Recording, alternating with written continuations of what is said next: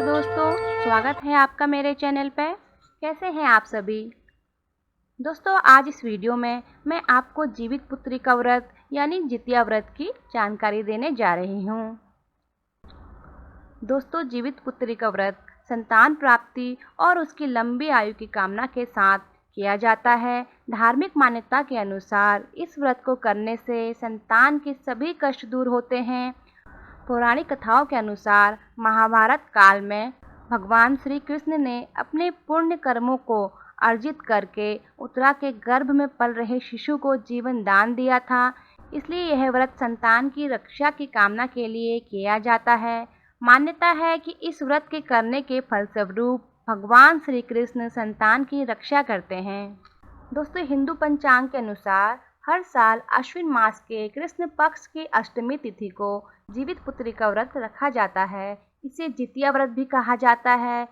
इस व्रत को माताएं संतान प्राप्ति और उनकी लंबी आयु की कामना के लिए रखती हैं।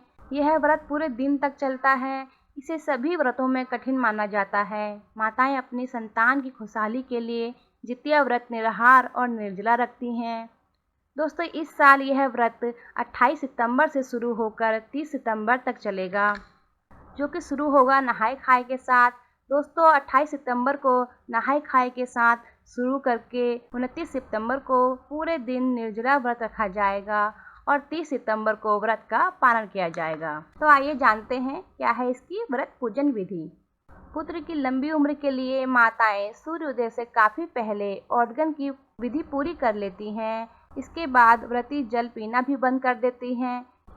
इसके बाद महिला पूर्वजों व जीमूत वाहन को सरसों तेल व खल्ली चढ़ाती हैं।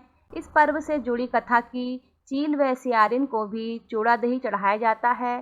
साथ ही खीरा व भीगे केराव का प्रसाद चढ़ाया जाता है। इसी प्रसाद को ग्रहण कर व्रत पारण किया जाता है। मान्यता है कि कूस का जीमूत वाहन बनाकर पानी में उसे डाल बांस के पत्ते, चंदन, फूल आदि से पूजा करने पर वंश की वृद्धि होती है।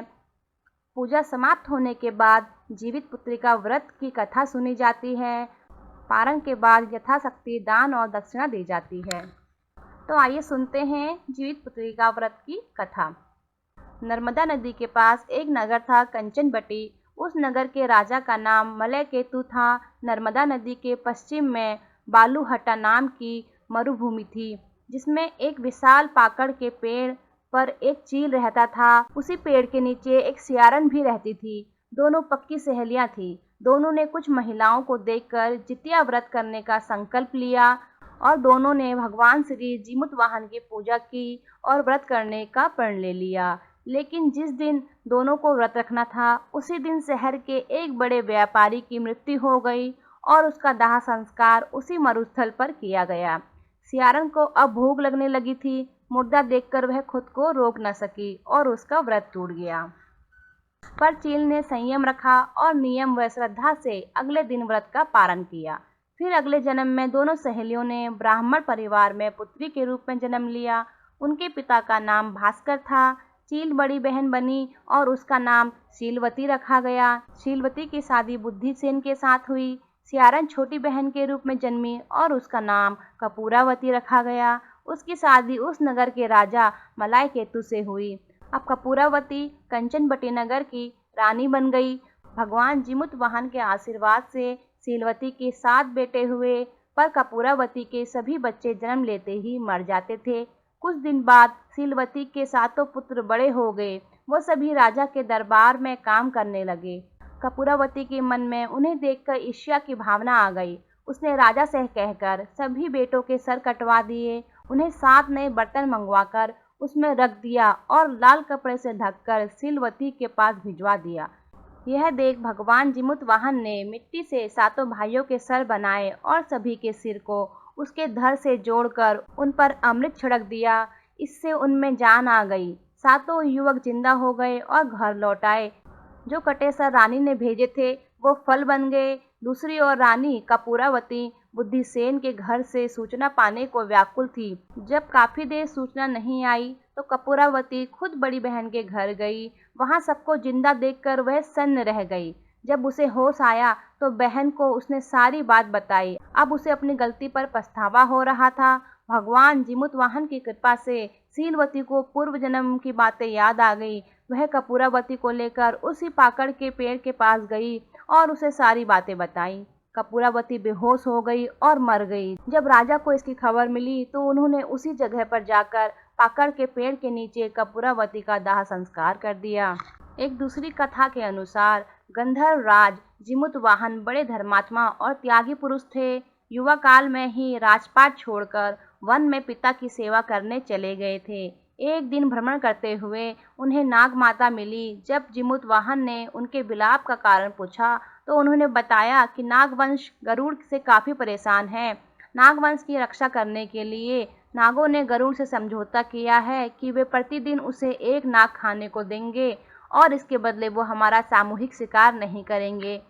इस प्रक्रिया में आज उसके पुत्र को गरुड़ के सामने जाना है। नागमाता की पूरी बात सुनकर जिमुतवाहन ने उन्हें वचन दिया कि वे उनके पुत्र को कुछ नहीं होने देंगे और उसकी जगह कपड़े में लिपटकर खुद गरुड़ के सामने उस शिला पर लेट जाएंगे जहां से गरुड़ अपना आहार उठाता है, और उन्होंने ऐसा ही किया।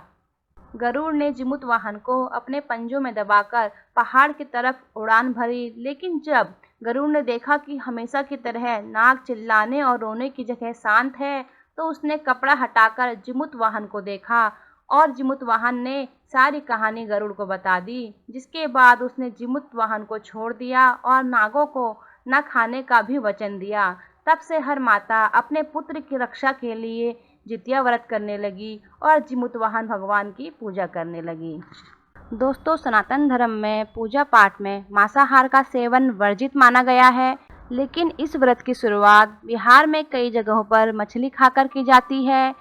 पौराणिक कथाओं के अनुसार इस परंपरा के पीछे जीवित पुत्रिका व्रत की कथा में बताए गए चील और सियार का होना माना जाता है। और इस व्रत के पारण के बाद महिलाएं जितिया का लाल रंग का धागा गले में पहनती हैं और व्रती महिलाएं जितिया का लॉकेट भी धारण करती हैं। पूजा के दौरान सरसों का तेल और खल चढ़ाया जाता है। व्रत के पारण के बाद यह तेल बच्चों के सिर पर आशीर्वाद के तौर पर लगाते हैं। तो दोस्तों, इस प्रकार से आपको पूजा विधि रखनी है। आशा करती हूँ ये जानकारी आपके लिए उपयोगी होगी। दोस्तों, ये वीडियो अगर आपको अच्छी लगी हो तो लाइक एंड कमेंट कर दें एंड अपने फैमिली एंड फ्रेंड्स के साथ शेयर ज़रूर कर दें। और दोस्तों, ऐसी ही और जानकारी के लिए आप मेरे चैनल को सब्सक्राइब करें। और आप सभी लोगों को जितिया व्रत की ढेर सारी शुभकामनाएं। जय माता दी।